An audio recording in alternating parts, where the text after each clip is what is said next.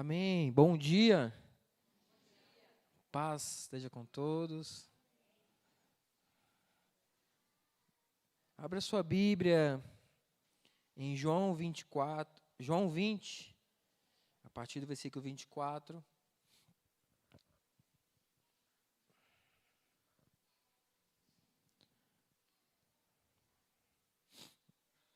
Evangelho de João 20, capítulo 20, versículo 24. Diz assim: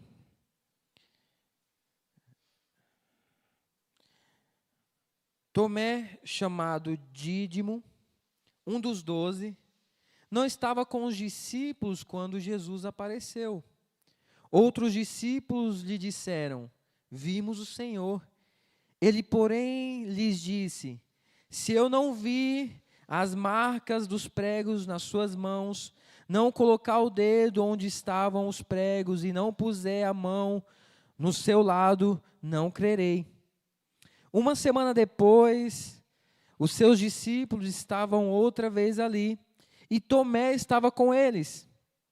Apesar de estarem fechadas as portas, Jesus entrou, pôs-se no meio deles e disse: Paz seja com vocês. Jesus disse a Tomé: Coloque o seu dedo aqui. Veja as minhas mãos. Estenda a sua mão e coloque no meu lado. Pare de duvidar e creia. Tomé lhe disse: Senhor, meu Deus, meu. Então Jesus lhe disse: Porque você me viu, você creu. Bem-aventurado os que não viram e creram. Jesus realizou na presença dos seus discípulos muitos outros sinais milagrosos que não estavam escritos nesse livro. Esses, porém, foram escritos para que vocês creiam que Jesus é o Cristo, o Filho de Deus, e crendo tenham vida em seu nome. Amém? Queridos, hoje eu quero abordar sobre um tema, falar sobre algo que paira, nas nossas mentes e nas nossas vidas. E essa situação, essa condição que para nas nossas mentes, nas nossas vidas, é capaz de nos tornar totalmente ineficaz em ser um cristão e em ser igreja. Hoje o Senhor me conduziu para falar nessa manhã sobre dúvida, E fazendo uma pesquisa rápida sobre o significado dessa palavra dúvida, me deparei e testifiquei que onde há dúvida, há também a ausência ou falta de alguma coisa. Então, a dúvida, ela está atrelada a isso, a ausência ou a falta de alguma coisa. E essa condição de dúvida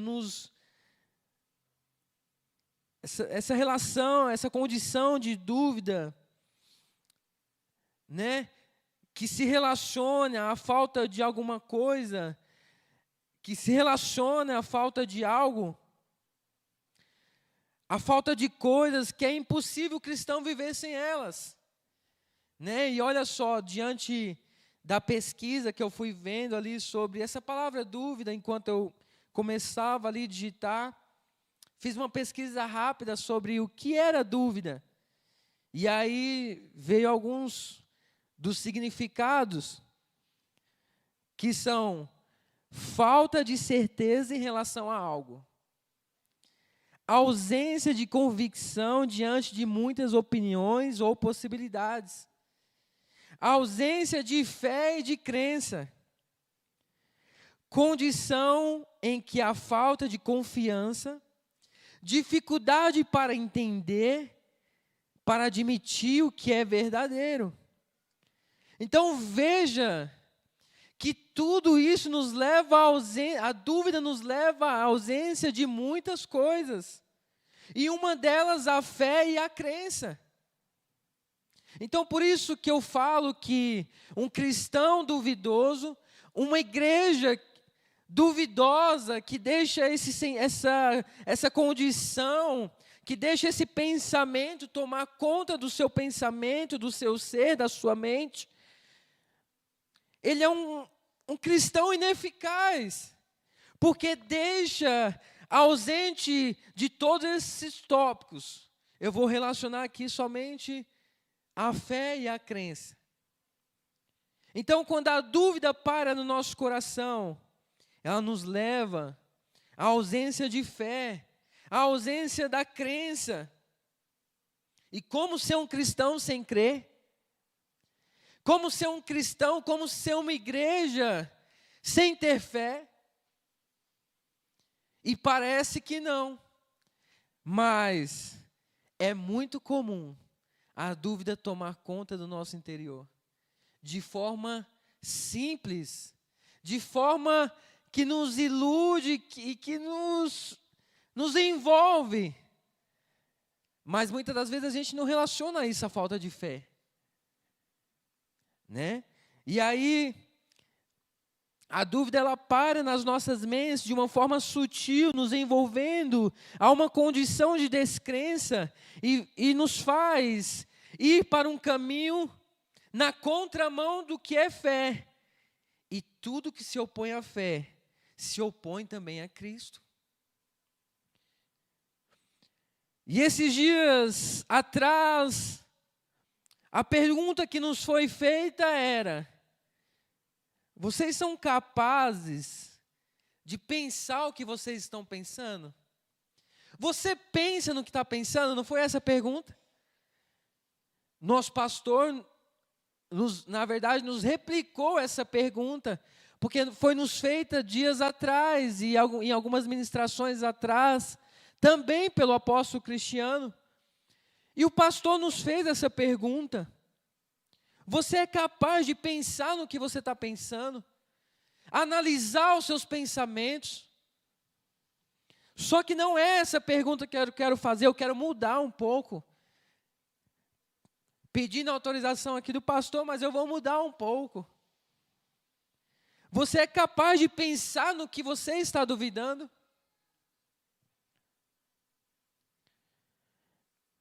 A dúvida também é um pensamento que vai nos envolvendo e nos enchendo de interrogações.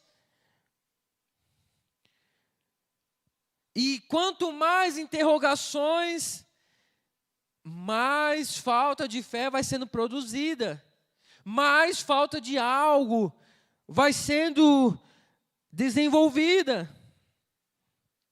E para sermos capazes de interpretarmos o que estamos pensando, é necessário da nossa parte pararmos e se avaliarmos. Avaliar as nossas mentes, os nossos corações.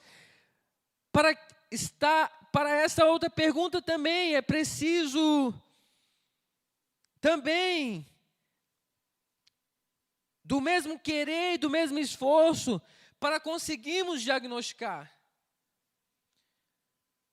Para pensarmos o que estamos duvidando, nós temos que parar, silenciar o nosso coração, silenciar os nossos pensamentos e entender: Senhor, por que está passando na minha mente esses tipos de perguntas e interrogações que eu, como cristão, não deveria ter? Mas isso é necessário só se pararmos. Porque se continuarmos na correria do nosso dia a dia, nos nossos afazeres, naquilo que precisamos produzir, naquilo que precisamos fazer, pensar no que vamos comer essa tarde, pensarmos no que vamos comer amanhã, pensarmos como vai ser o nosso trabalho amanhã, é impossível pararmos para analisar as nossas mentes. É impossível pararmos para analisar os nossos pensamentos. E são nessas perguntas que você tem a oportunidade, nesse dia, de centrar os seus pensamentos e analisar o seu coração, para saber se aquilo que você tem pensado ou duvidado procede ou não do Senhor. É lógico que a dúvida nunca vai produzir do Senhor. Nunca vai partir do Senhor um sentimento de dúvida. Mas aquilo que pensamos está relacionado totalmente a nós. E basta nós, diante dessas perguntas, talvez num culto como esse, ou diante de um devocional nas nossas casas, nenhum silêncio, ou nenhuma oração, pararmos e analisarmos, Senhor, por que tem passado tantas interrogações na minha mente? Para diagnosticar, identificar as dúvidas e ser livre delas. Parece que não, mas podemos, depois de anos de convertido, ou depois de anos ouvindo a verdade de Deus, mesmo assim deixar infiltrar em nossos corações dúvidas que nos levam à dificuldade de entender, à descrença e ao afastamento da realidade de Deus para nós. É muito fácil. E posso dizer sem medo que esta é uma seta de Satanás para impedir com que provemos a realidade reservada de Deus para nós. É uma seta do diabo. É uma seta do inimigo que vem para nos trazer interrogações e nos fugir, sair de uma realidade que é para ser vivida e não entendida. Só que o fato de nós querermos sempre entender e não viver é que vai se nascendo as dúvidas e interrogações.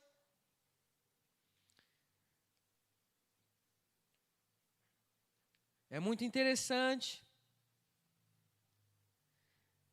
que aqui em um dos significados tem aqui dificuldade para entender, dificuldade para admitir o que é verdadeiro. Então, muitas das vezes, o cristão, ele não avança e não alcança aquilo que é o propósito de Deus para a sua vida, não é por falta de conhecimento, não é falta de estudos, não é falta, de Bíblia, é por conta da dúvida, que faz ele ter dificuldade para entender e admitir o que é verdadeiro.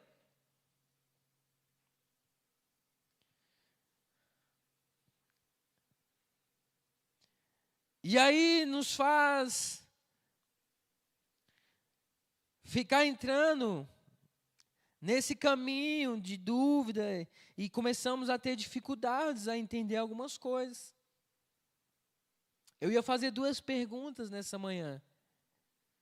E eu comecei até a digitar as perguntas. Aí Deus falou, não, você vai constranger. E eu não vou fazer as perguntas, mas eu vou dar uns exemplos, que aí você pega, se você se identificar com algum deles.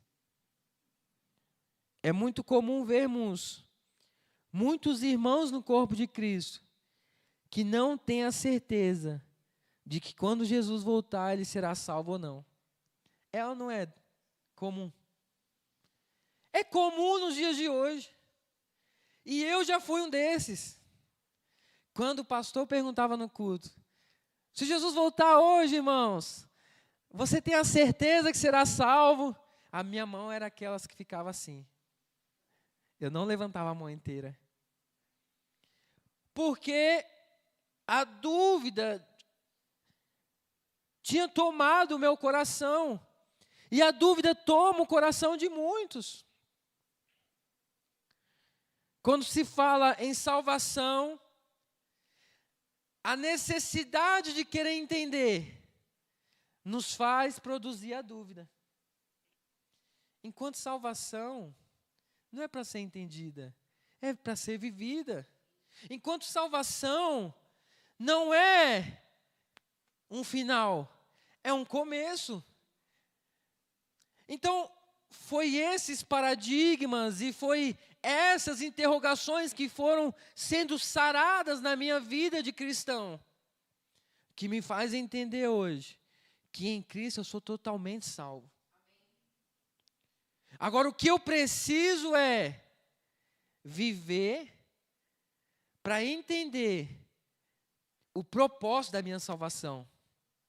Eu não corro atrás mais da salvação. E como todos os cristãos, a igreja também não deveria mais ficar correndo atrás da salvação. Mas precisava que entender que em Cristo eles já foram salvos.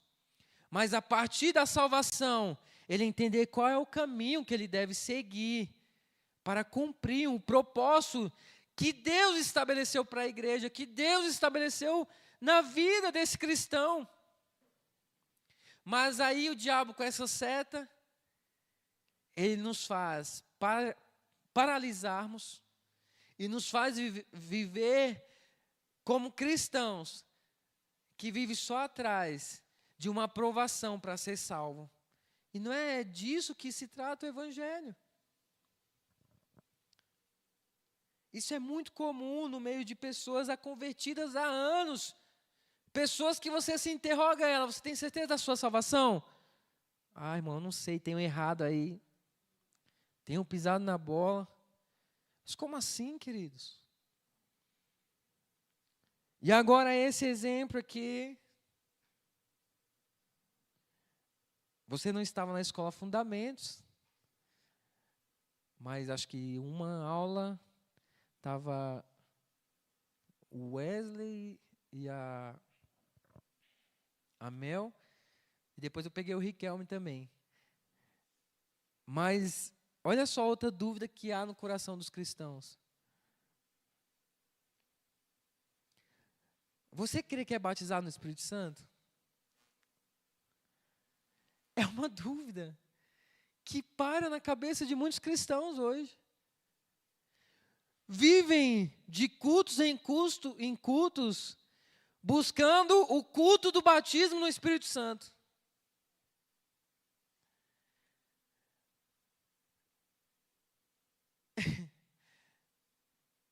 E aí eu interroguei algum deles. E glória a Deus pela sinceridade deles, porque é na sinceridade que nós conseguimos aprender e a desfrutar de uma realidade que às vezes a gente não está vivendo por conta de uma dúvida nossa, por conta de uma dúvida que tem nos paralisado. Então, é comum, milhares e milhares de pessoas, bem que faz tempo que eu não vejo uma campanha, culto do batismo no Espírito Santo, parece que não tem atraído mais. Acho que mudou a figurinha. Só que era muito comum, e eu era um desses também, que todo culto de batismo no Espírito Santo eu estava lá. Meu Deus, o irmão falava, vai meu irmão, fala glória, fala glória, fala glória. E eu, meu Deus, essa glória que não vem. E aí sabe o que acontecia comigo? Saía frustrado de um culto que era para ser, na verdade, algo transformador dentro de mim. Mas eu saía de lá frustrado, sabe por quê? Porque se enchia ainda mais de dúvida o meu coração. Poxa, mas então se eu não sou batizado, o Espírito Santo não gosta de mim, ou eu tenho que me consertar em algum pecado ainda, Senhor? E aí eu fui entendendo de que o Espírito, quando aceitamos a Cristo, eu vou tirar essa dúvida do seu coração nessa manhã, se você tem.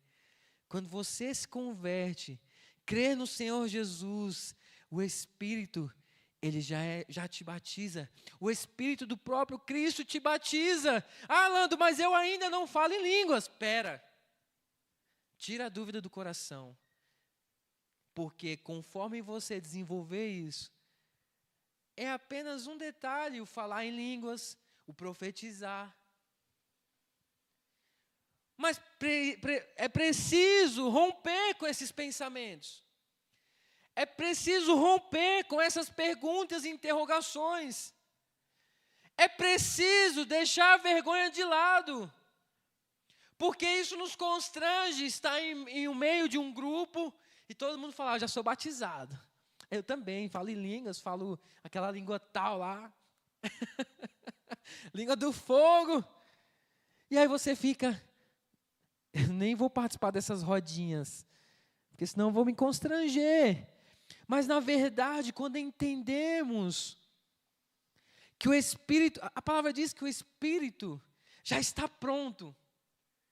Então, ele é para ser acessado e vivido.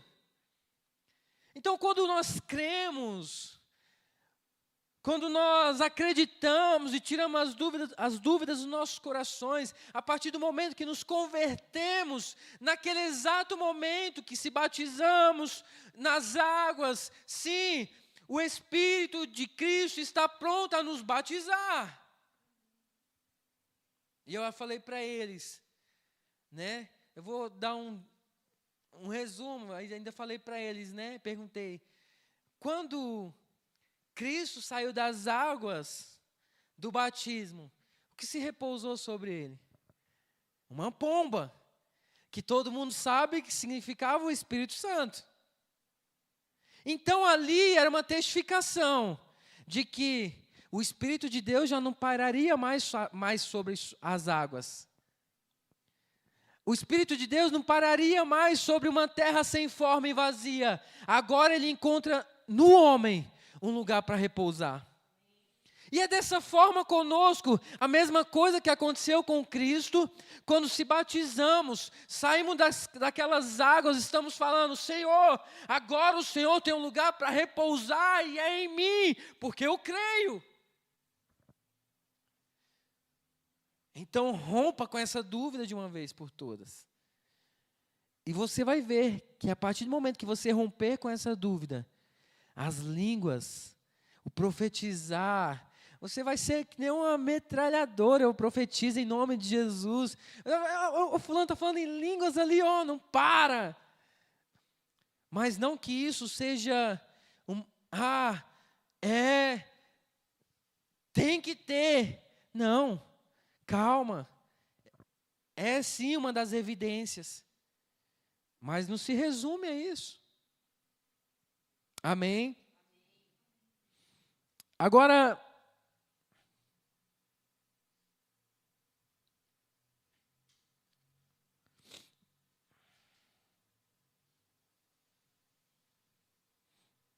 como eu disse, são exemplos totalmente verdadeiros no meio da igreja. É comum. É comum. E como lemos no texto acima, vemos Tomé, né? Com coração duvidoso. Jesus já havia aparecido aos discípulos.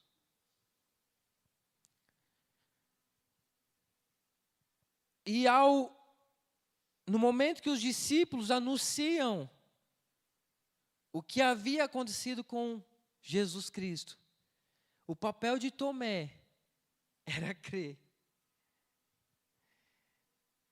Mas o seu coração se encheu de dúvida.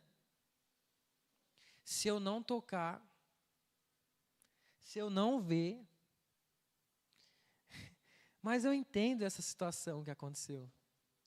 Eu entendo o que Tomé viveu. Porque, na verdade, o que aconteceu nesse momento foi que Tomé estava representando uma transição do que seria viver a realidade de Cristo a partir daquele momento. Tomé simbolizava nesse texto, Tomé representava nesse texto um marco que representava um tempo de transição para aquilo que seria viver a realidade de Cristo. Agora, não seria mais em tocá-lo, não seria mais em deitar nos seus ombros, não seria mais em ouvi-lo sentado no meio deles, partindo o pão. Agora a realidade estava transicionando para algo que deixava de ser físico, para uma realidade invisível, mas real. A necessidade de Tomé ver, tocar, sentir, era uma necessidade que eles tinham.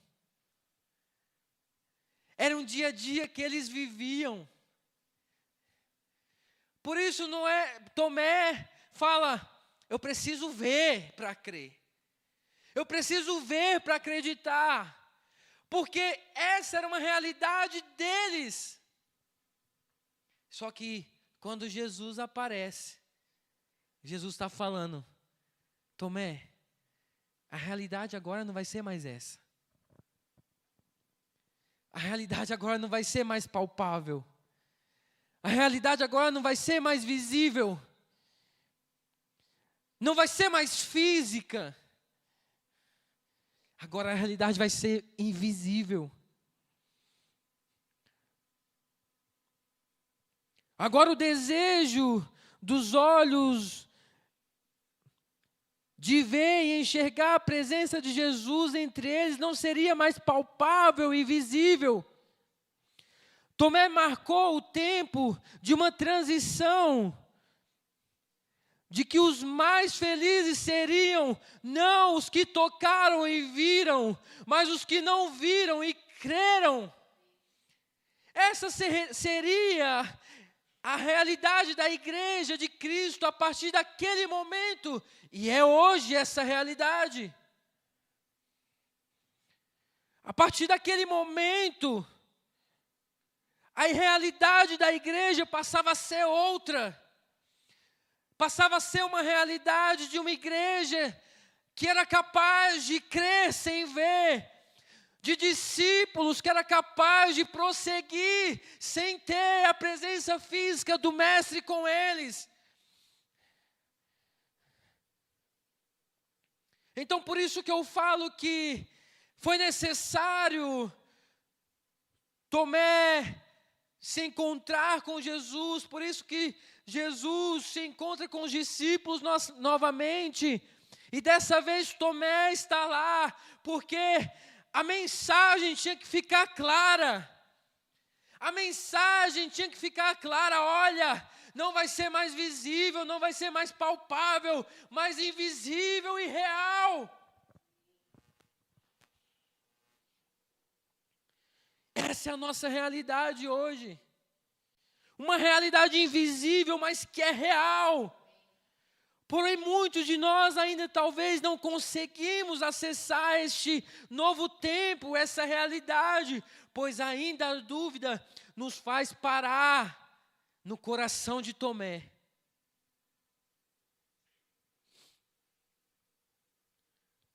A dúvida nos faz parar no coração de Tomé, que não era um coração pós-ressurreição, mas sim um coração fixado ainda no Jesus de antes da ressurreição. O que é um coração antes ressurreição? É um coração preso ainda nas coisas palpáveis e corruptíveis e mortais. Um coração que não entende o pós-ressurreição. É um coração ainda que tem a necessidade de palpar as coisas. É um coração ainda que tem a necessidade de ver as coisas vivas para acreditar. É um coração ainda que se apega a coisas que são corruptíveis e acabarão. Quais são os exemplos de fé hoje? Quais são os exemplos de fé hoje na nossa sociedade, no mundo em que vivemos, na realidade de muitos cristãos é uma fé que é produzida por um alvo e um objetivo. Uau, eu preciso ter, alcançar. E muitos coaches entenderam isso. E se infiltraram dentro das igrejas, porque viram que o povo corria atrás de algo palpável e visível para poder crer e acreditar.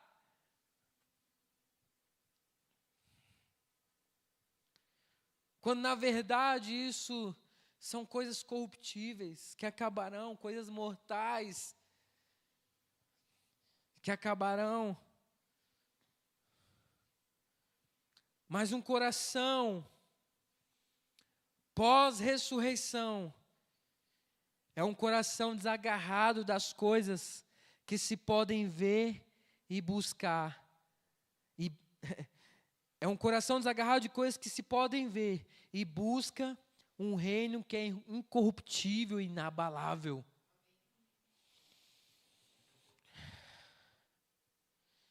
Um coração pós-ressurreição vive essa realidade. Vive esse reino. Agora, se tentamos entender o reino de Deus com um coração ainda antes ressurreição, vamos ficar como os fariseus, buscando um governo para governar uma terra que se acabará. Vamos ficar como os fariseus, esperavam-se em Jesus um rei que os tirariam da escravidão. E isso é um pensamento que muitos têm hoje. Um Cristo que vai vir tirar a igreja do sofrimento da terra.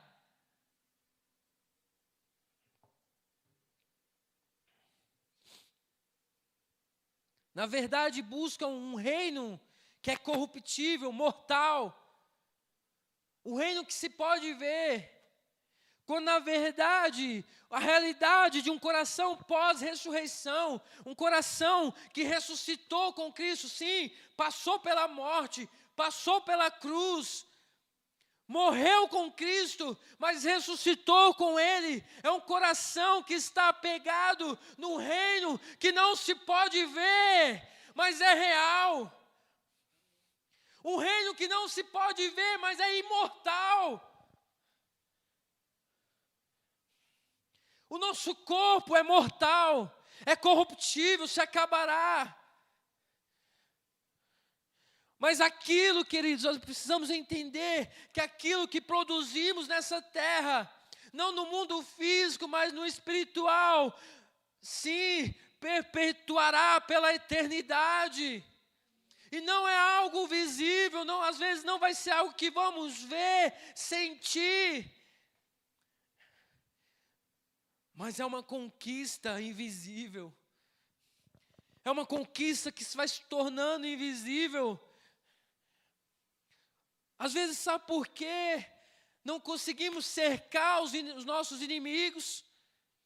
Não conseguimos cercar os inimigos do Senhor, porque ainda pensamos em um exército ainda visível, que vai alcançar muitos lugares. Não, mas na verdade, quando entendemos que a nossa guerra é uma guerra invisível, começamos a avançar também de forma invisível. E aí, quando os inimigos perceberem, eles já vão estar cercados pelo poder e transformação do reino de Deus na terra, na nossa família, na nossa casa. Então não adianta queremos viver uma guerra nas nossas casas, nas nossas vidas, uma guerra visível, carnal, se quando na verdade é tudo espiritual. E se é espiritual, é invisível. Só que ainda nós ficamos procurando coisas visíveis para aprender a guerrear. Ainda ficamos procurando armas visíveis para podermos avançar contra aquilo que tem se levantado contra a nossa casa, contra a nossa família, contra a sociedade. quando na verdade precisamos produzir algo invisível. Porque essa é a forma de Satanás também agir. O diabo aparece para você, ó, haha, estou aqui hoje. Ele aparece lá para você? Não! Ele trabalha de forma invisível. Porque ele entende que o reino de Deus é um reino que também não se pode ver, mas é invisível. Ele sabe disso, por isso trabalha nos nossos corações, nas nossas mentes, de forma que não podemos ver. Às vezes nem podemos sentir. E quando vamos ver, já estamos entrelaçados, acorrentados por tudo aquilo que Ele nos oferece, ou por tudo aquilo que Ele nos faz, nos encurrala a viver.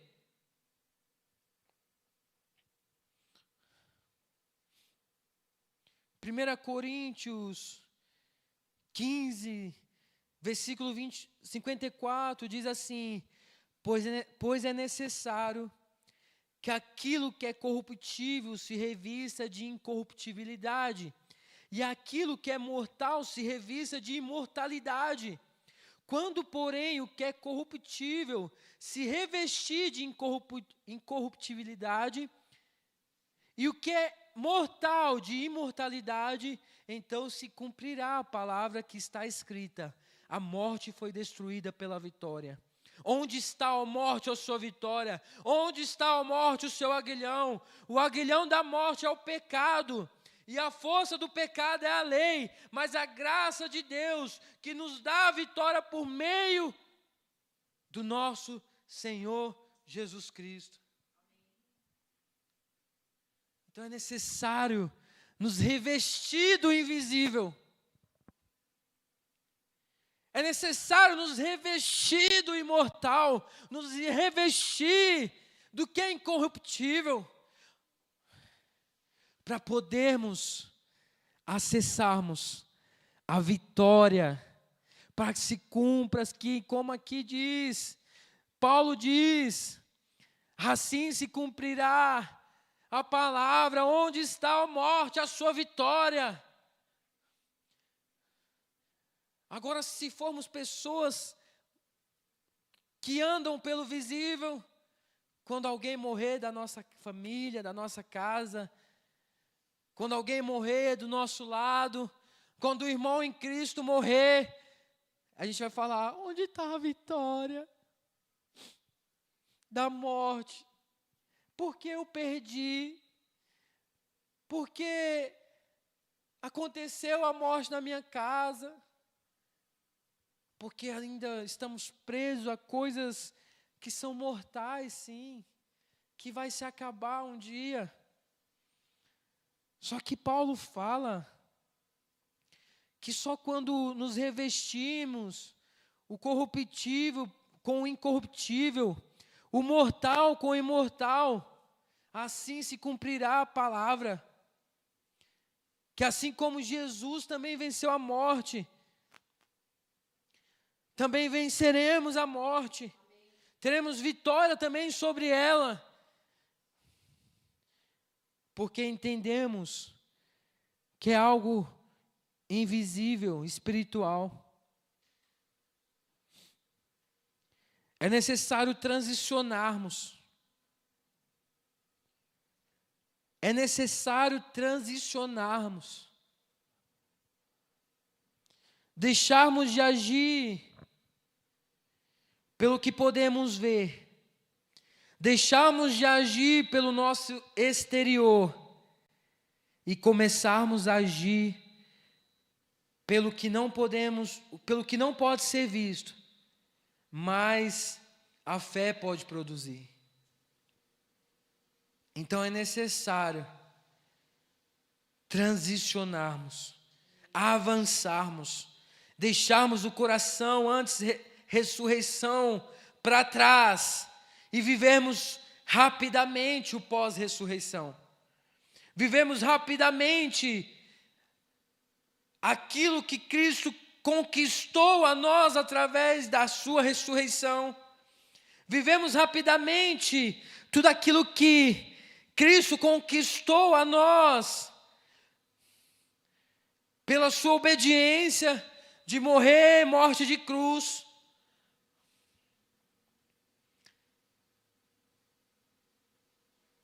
E deixarmos de agirmos dessa forma, pelo nosso exterior, pela necessidade de palpar, pela necessidade de ver, pela necessidade de produzir. Produzir com as nossas mãos algo que seja plausível ao Senhor.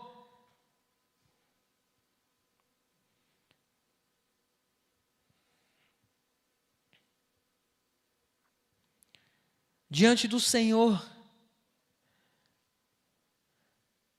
diante do Cristo ressuscitado, tudo aquilo que podemos produzir com as nossas mãos, ou produzir de forma externa, para Jesus não tem significância. Tem significância alguma.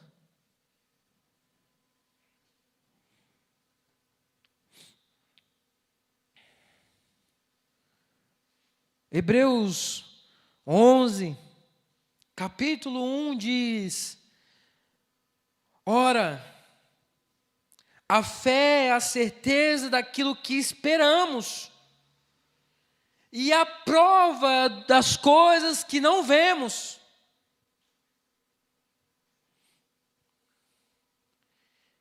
Então, queridos,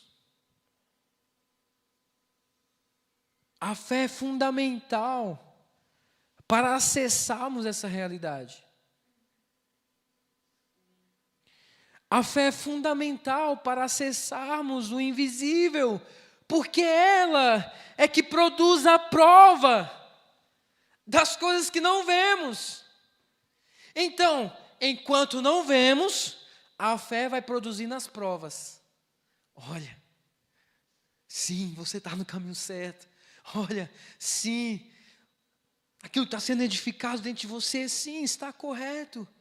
Olha, você não precisa ter essa dúvida, porque olha, Cristo morreu, olha, Cristo ressuscitou, olha, sim, você é batizado no Espírito, olha, sim, você é salvo. Então, é através da fé que as provas que precisamos para sanar as dúvidas são respondidas. São respondidas e colocadas e testificadas ao nosso coração.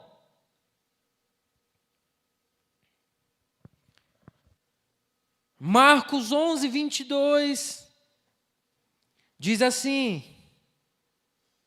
ao que Jesus lhes disse, tende fé em Deus, porque em verdade vos afirmo que se alguém disser a este monte, erga-te e lança-te no mar, e não duvidar no seu coração, mas crer que se fará o que diz, assim será com ele. Por isso vos digo que tudo quanto em oração pedirdes, crede que recebereis, e será assim convosco. Então olha o que Jesus disse. Se disser ao monte, erga-te, lance no mar, mas aqui tem uma vírgula, e diz, e não duvidar no seu coração, outra vírgula.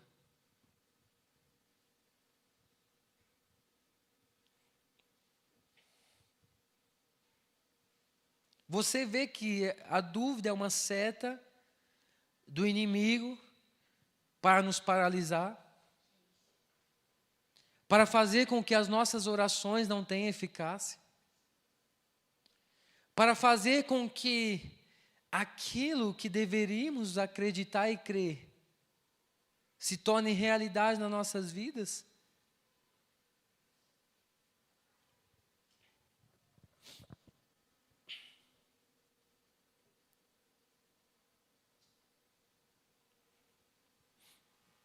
Às vezes oramos, e um pouquinho de tempo só é capaz de colocar uma interrogação no nosso coração. Será?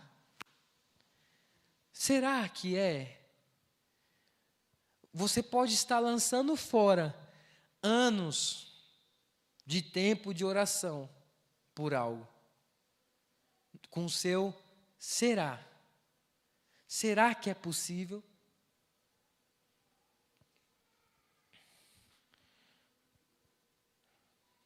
Será que Deus é comigo? Será que Jesus realmente ressuscitou? Tomé era incapaz de imaginar essa realidade que vivemos, Cristo habitando e vivendo dentro de nós. Imagine Tomé vivendo nos dias de hoje e nós pregando que Cristo habita, vive dentro do nosso ser e se mesclou ao nosso espírito. Tomé, como assim? Tem muitos Tomés hoje que são incapazes de viver essa realidade, que é necessário se criar assim uma estátua de ouro para idolatrar. É necessário sim ter homens como suas referências para poder adorar. É necessário sim ter um templo gigantesco com uma estrutura gloriosa para poder se derramar.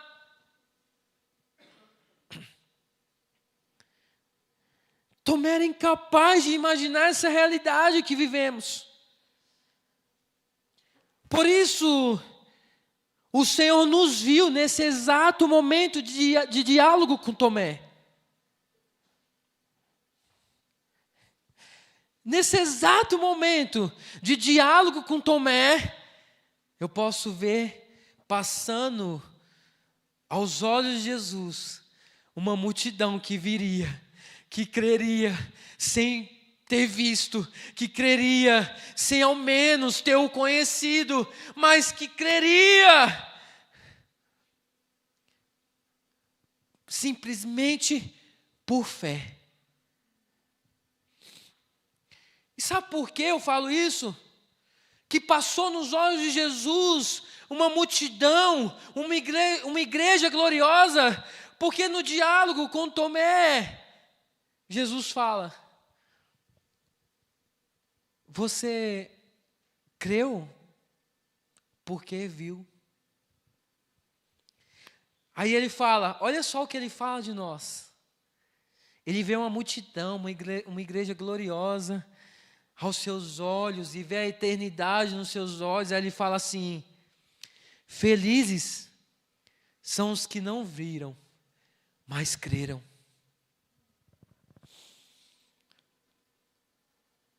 Agora ele precisa ver em você essa felicidade, querido.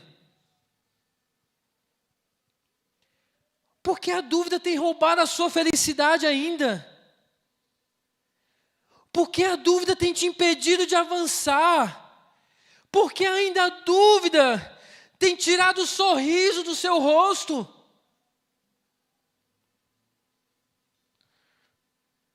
Porque ainda as coisas corruptíveis têm te abalado. Se Cristo olhou para você e falou: felizes são eles, porque eles não viram, mas creram. Essa é a resposta que Cristo quer ter dos seus lábios. Essa é a resposta que Cristo quer ter na sua forma de viver. Uma felicidade de crer no Cristo que habita dentro de você, que está mesclado no seu espírito e que torna palpável e que torna visível até as coisas que ainda não podemos ver, sentir ou imaginar. Então a dúvida se opõe à fé. Então tudo que se opõe à fé se opõe a Cristo. Então, Deixe de lado a dúvida e exercite dentro de você a fé. Porque a fé é uma pessoa, não é isso que aprendemos? A fé é uma pessoa e precisa produzir em nós a certeza, a convicção, precisa trazer sobre as nossas vidas as respostas.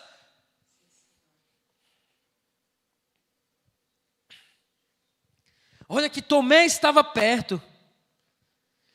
Tomé foi aluno da escola Fundamentos do próprio Jesus. Mas mesmo assim, permitiu que a dúvida cercasse o seu coração, o impedindo de viver até aquele momento a realidade do poder da ressurreição e de poder expressar a sua fé, mesmo sem nada ver.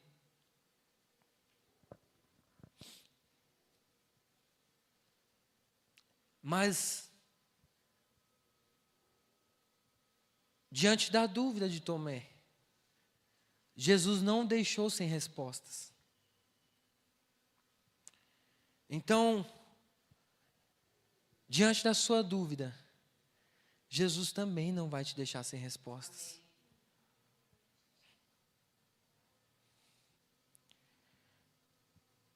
Jesus não vai te deixar sem respostas. Ele voltou, parou diante de Tomé e falou: toque, veja. O que você precisa para não duvidar mais? De uma realidade que é visível, palpável, real. O que você precisa ainda para parar de duvidar na realidade de Cristo morando e habitando dentro de você? É necessário Ele aparecer diante dos seus olhos e falar: duvida ainda? Põe a mão. Põe a mão aqui, ó. Nasceu uma igreja de mim. Nasceu uma igreja de mim. Nascemos dele.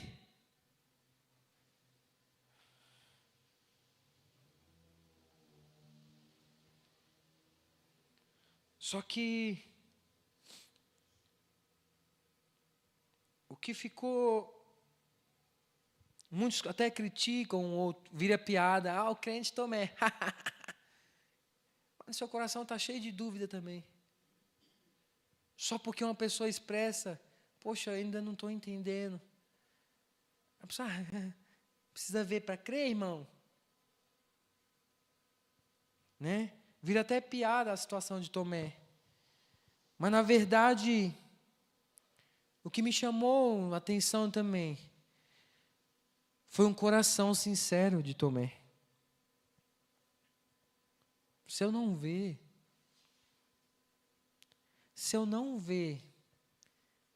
os furos, eu não vou acreditar. E o que falta em nós hoje, sabe o que é? Sinceridade. Para poder expressar as nossas dúvidas. Para poder ter as respostas que há, as perguntas que há nos nossos corações, respondidas às vezes por alguém que está próximo de nós. E aí eu até escrevi aqui, nessa manhã, quando eu acordei, peguei e escrevi: melhor um coração sincero, sem dúvidas, do que um coração fingido, cheio de interrogações. Tomé, diante dos discípulos, eu vi. Eu também vi. Tomé poderia simplesmente entrar na festa, na bagunça e falar: que legal, eu acredito também. Mas com o coração cheio de interrogações. Se ele não expressa a sinceridade do seu coração naquele momento, seria impossível o Senhor o transicionar para uma nova realidade. Seria impossível para o Senhor responder às interrogações do seu coração. Então, queridos, seja sincero diante dele. Senhor, como está difícil viver uma realidade que eu não consigo ver, não consigo sentir. Tem uma piada do papagaio que fala, não estou sentindo nada, né? Mas é assim, às vezes os cristãos, não estou sentindo nada, precisa sentir para poder ver o Senhor se movimentando através da vida dele. Então, rasga o seu coração diante do Senhor. Seja sincero. Apresente suas dúvidas a Ele. E Ele vai fazer questão de ir até você e falar, por que duvidas? Experimente de mim. Prove de mim. Que sou manso e humilde de coração. Agora um coração fingido. E a dúvida nos faz isso, ser fingidos, né? Enquanto estava meditando nessa palavra, eu lembrei, né, de muitas situações. De quando o meu sogro, quando estava numa obra, ele falava, Lando, pega a ferramenta tal, falava o nome da ferramenta. E eu ficava, não sabia o nome da ferramenta, só que eu, para não perguntar de novo, eu saía na cara e coragem, né? Por quê? Porque a dúvida me fazia fingir saber, porque eu não queria o interrogar novamente. Eu não queria voltar lá e, sogro, eu não sei, eu nunca vi uma ferramenta dessa. E às vezes era coisa simples. E eu ia lá, hoje tem um Google, né? O irmão põe no Google. Aí eu chegava, aí trouxe, mas não suou danado, como eu disse a ferramenta errada. E ele falava, você não sabe o que é uma ferramenta, homem? Só que eu fingia saber. Tá, legal. Né? E quando parava perto dele, ele começava a falar de obra, aí ele começava a falar umas coisas lá de construção, e você ficava perto dele e falava, é verdade, é. Mas, às vezes, no fingimento de saber, para não expressar a dúvida do coração. E, às vezes, do outro lado, até tinha um coração disponível a ensinar. Mas, por conta de nós não, às vezes, ser sinceros, assim é com o Senhor. Assim é com o Senhor. Não ser sincero de falar, Senhor, está difícil. Senhor, bateu uma dúvida esses dias se esse é o propósito que o Senhor tem para mim mesmo. Senhor, bateu uma dúvida esses dias. E como Ele vai nos curar se não sermos sinceros? Então Ele prefere um coração sincero sem dúvidas. Amém? Se coloque de pé nessa manhã.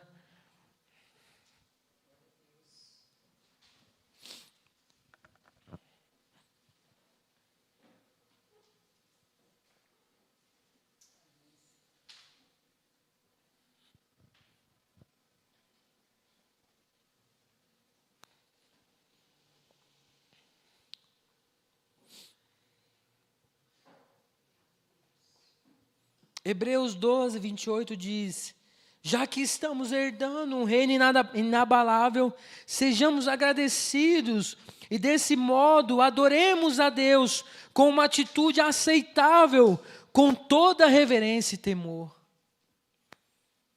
Você herdou um reino inabalável, invisível, mas inabalável. Então, queridos, feche seus olhos. Rompa com a dúvida nessa manhã. Rompa com a dúvida nessa manhã. Receba a certeza e a convicção de que você já é salvo, de que você é escolhido, você é filho. Rompa com a dúvida nessa manhã. Feche os seus olhos com um coração sincero e apresenta diante de Deus hoje as suas dúvidas. Olha, se era a incerteza da salvação, seja preenchido agora com uma certeza de que você já foi salvo e precisa cumprir a partir de hoje um propósito do Senhor.